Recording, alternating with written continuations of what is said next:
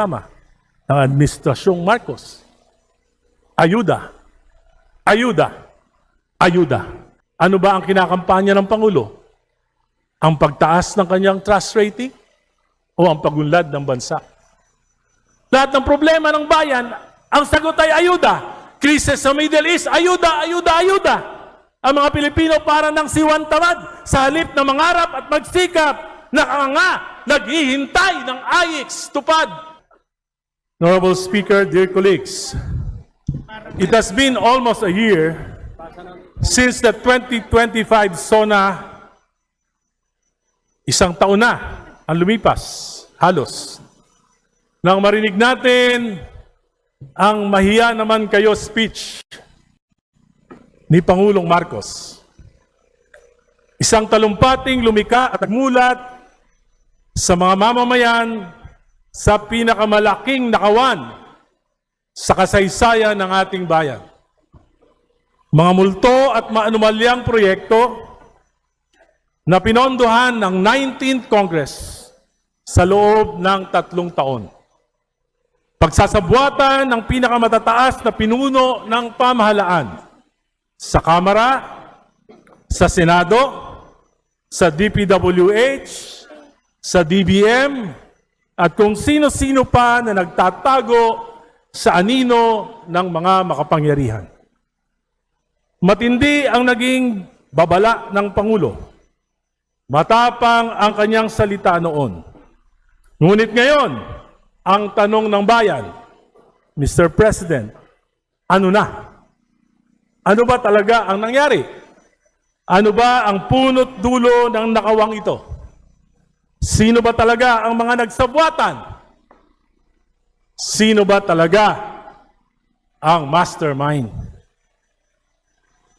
Sa darating na Hulyo, muli na namang haharap ang Pangulo sa bulwagang ito.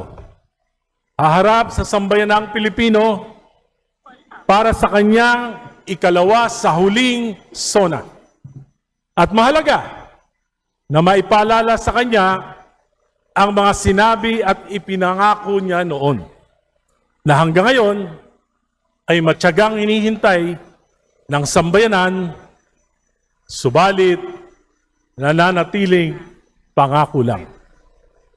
Ang nais ng bayan ay katotohanan, pananagutan. Ang nais marinig ng mamamayan ay sagot sa mga ibinunyag ng Pangulo noon. Subalit sa paligoy-ligoy na mga salita ay tila ba hangin lamang dumaraan. Ang pagpuna ay mahalagang bahagi sa isang demokratikong pamahalaan.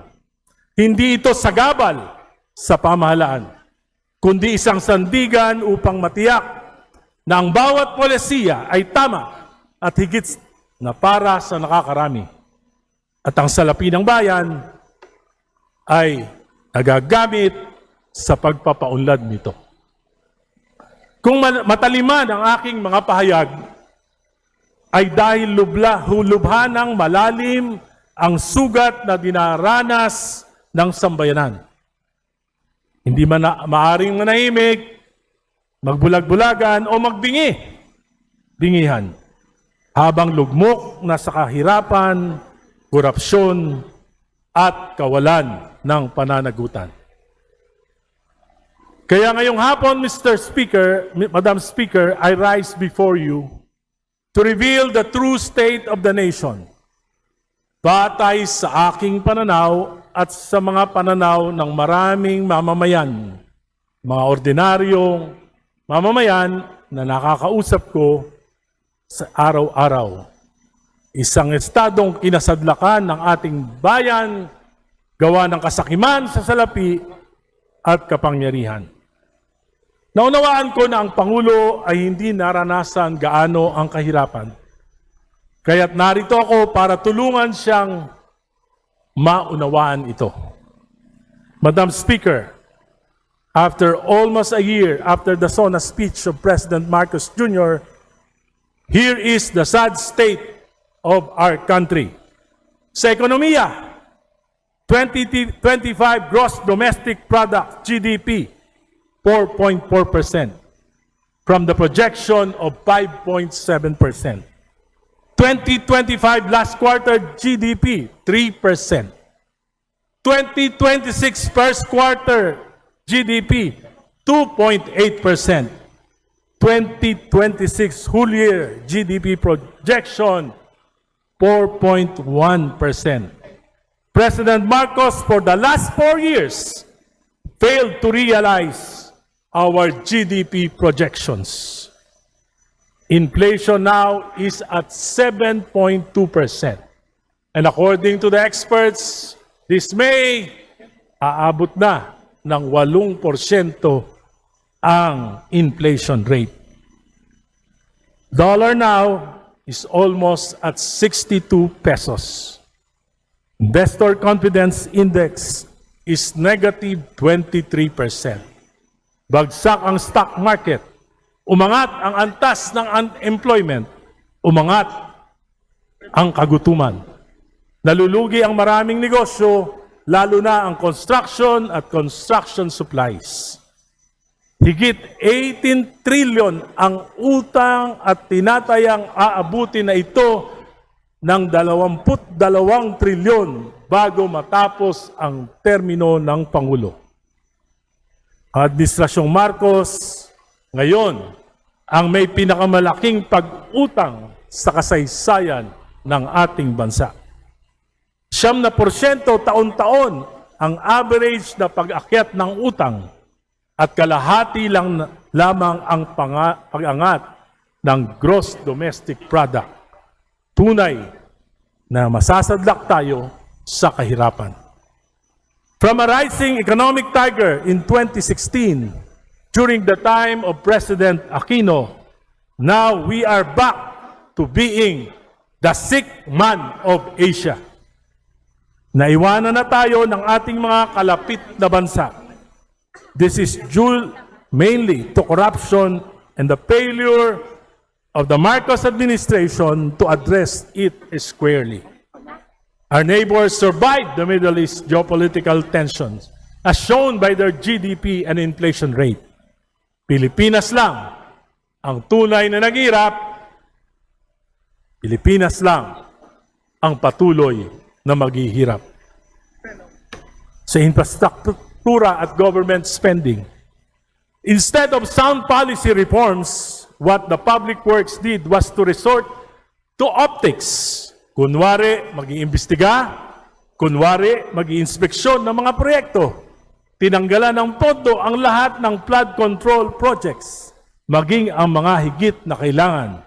Kaya sigurado ako na ang baha, pagkawala ng buhay at kabuhayan ngayong tagulan ay mangyayari sa buong bansa. Pinababa ang material cost ng mga proyekto ng napakababa at hindi makatotohanan. Kaya 5 buwan na, wala pa ring procurement. Bagsak ang public spending, lugi ang matitinong kontraktor, lugi ang mga supplier, walang trabaho ang maliliit na construction workers. Sa edukasyon hanggang ngayon, wala pa ni isang classroom ang naitatayo. 180,000 classrooms ang backlog ng ating pampublikong paaralan. Political issues, unity. Yan ang pangako ng Pangulo bilang susi sa pag-uunlad. Ano ang nangyari? Away sa Vice President, awayan sa Senado, damay ang hudikatura, nahati ang mga Pilipino.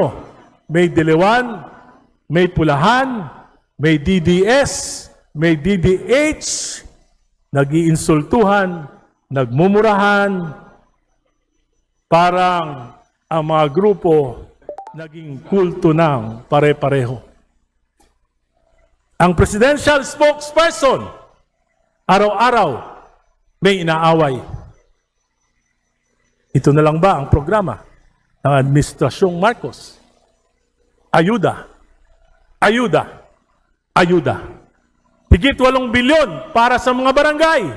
200,000 pesos kada isa sa 42,000 barangays ng bansa. Makatwiran ba ito? Equitable ba ito? Kailangan ba ito? Namomonitor ba kung tama ang paggasta nito? Hindi. Para itong salapi na isinaboy sa hangin. 50,000 ang populasyon ng isang barangay, makakatanggap ng 200,000. Yung isang barangay, 1,000 lang ang populasyon, makakatanggap ng 200,000. Where is the equitability? 5 scholars to be determined by the barangay. Di ba dapat ang CHED o mga paaralan ang tamang magpatupad nito? Ang mangyayari niyan, ay awayan at tampuhan. Reklamo, kamag-anak lang ni Kapitan ang nabigyan 100K. Bahala na kayo kung saan yung gagastusin. Alam naman natin, barangay, pati SK ngayon, may SOP din. Sayang ang salapi ng bayan. This is patronage politics. Hindi makatwirang programa at walang magiging impact sa pagunlad. Ano ba ang kinakampanya ng Pangulo? Ang pagtaas ng kanyang trust rating o ang pagunlad ng bansa? Lahat ng problema ng bayan, ang sagot ay ayuda. Krisis sa Middle East, ayuda, ayuda, ayuda. Ang mga Pilipino para ng siwan tamad sa halip na mangarap at magsikap, nakanga, naghihintay ng AIX tupad. Nakatanggap ng 5,000, ilang araw lang, ubus na. Ano gagawin? Nga uli. Pag dumaan sa barangay ang 5,000, nako, 2,500 na lang ang may bibigay sa tao. Pag matakaw yung barangay captain, 1,500 na lang. Diyan sa amin sa Caloocan, 1,500 na lang ang binibigay. 5,000 ang pinipirmahan. Party list daw ang nagbibigay. Ito po ang tunay na kalagayan ng ating bansa. Isang pamahalaan na walang malinaw na direksyon. Isang pamahalaan na walang sapat at matapat na solusyon sa pinakamabibigat na problema ng bayan. Isang pamahalaan na tila naubusan na ng vision para sa kinabukasan.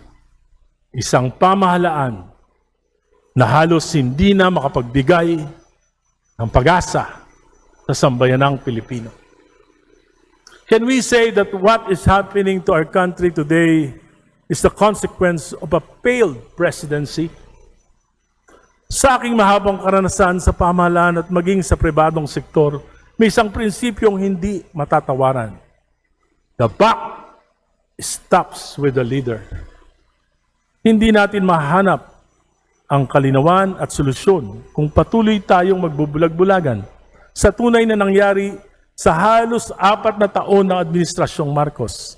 Hindi natin mariresolba ang krisis na ito kung patuloy nating itatanggi kung paano ninakaw, nilustay at pinagsamantalaan ang higit sa 1 trilyong piso ng pondo ng bayan ng mga nasa pinakamatataas na antas ng kapangyarihan.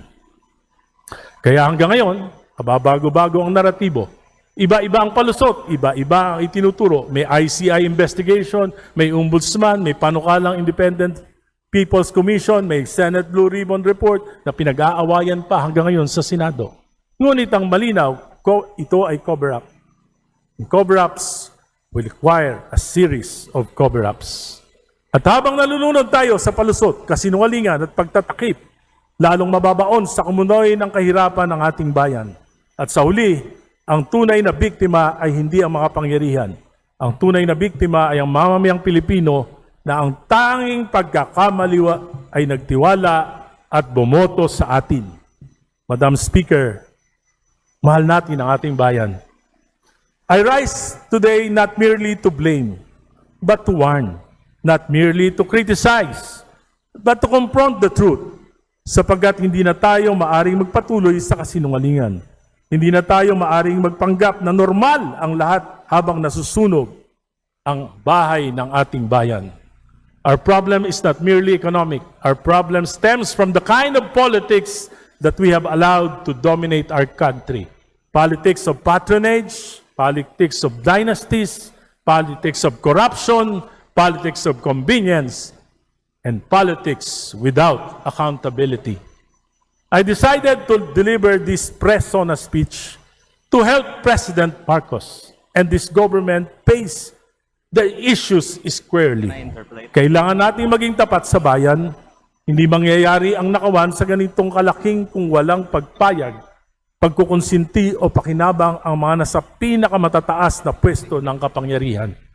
In my petition before the Supreme Court regarding the constitutionality of unprogrammed appropriations, lumabas ang mga saro para sa flood control projects, bilyon-bilyon, under the UA na may pagpayag ang Pangulo. Ang ating Pangulo ang may pangunahing may pananagutan sa problemang ito. Alam ko, maging ang ating Vice President may ambag sa kaguluhan na nangyayari sa ating bayan.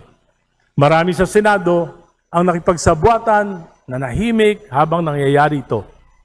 Kaya ngayon, yan yung punot dulo ng pinag-aawayan nila dyan. Alam ko rin po, dito sa Kamara, yung pinakamatataas na pinuno ng 19th Congress. Sa katunayan, ang committee chairman, si Saldico, tumakas na.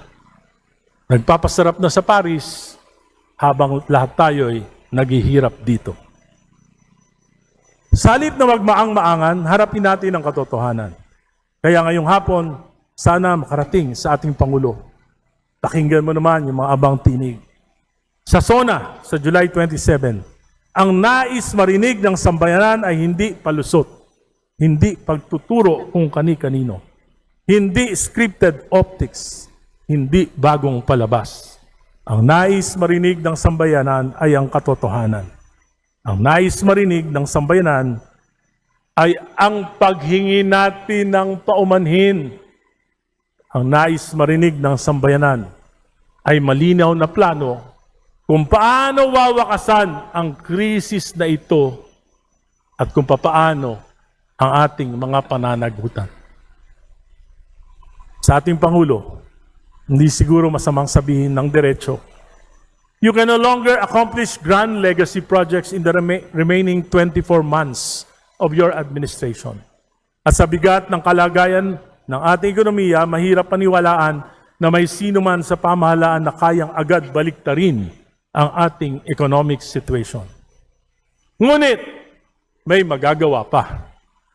Sa halip na itulak ang hakbang tulad ng CONAS na lalong lamang magpapagulo sa bayan, ang pinakamahalagang pamana na maaring iwan ng ating Pangulo ay ang mga tunay na political reforms. Maaring magsimula ang Pangulo sa isang komisyon na mag-aaral at mag-ahain ng rekomendasyon sa susunod na administrasyon sa kanyang successor kung paano aamyendahan ang 1987 Constitution sa isang tunay, malinis at malayang Constitutional Convention na maaring maipamana niya para sa kinabukasan ng ating bansa. Maaring bumuo rin ang Pangulo ng isang independent commission para turuwiran ng wakasan ang problema natin dito sa infrastructure at budget anomalies. Hindi para magtakip, kundi di bali nang wag na magparusa, matukoy na lang yung katotohanan para matiyak na hindi na ito mauulit sa kinabukasan. Maaring bigyan ng Pangulo ng maayos na pamahalaan after his term. Kung mabibigyan niya tayo ng mabuting mga leader sa susunod.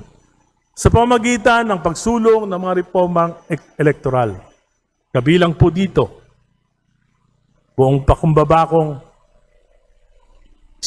minumungkahi na sana lahat tayong mga politiko, lahat ng kakandidato sa 2028, kailangan mag-submit tayo ng sinumpaang platform of government na pangangatawanan natin.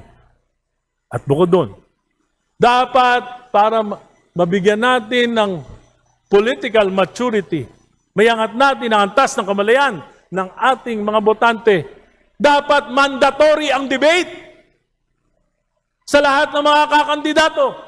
Kahit sino ka man, dapat humarap ka sa debate para malaman ng tao ang iyong kakayahan. At least sa Panguluhan, dapat 3 beses magdedebate. Sa pangalawang Panguluhan, dapat 2 beses man lang dapat pati senador, dapat pati kongresista, dapat pati mga governor, dapat pati mayor humaharap sa debate upang maiangat natin ang kamalayan ng ating mga botante. At panguli,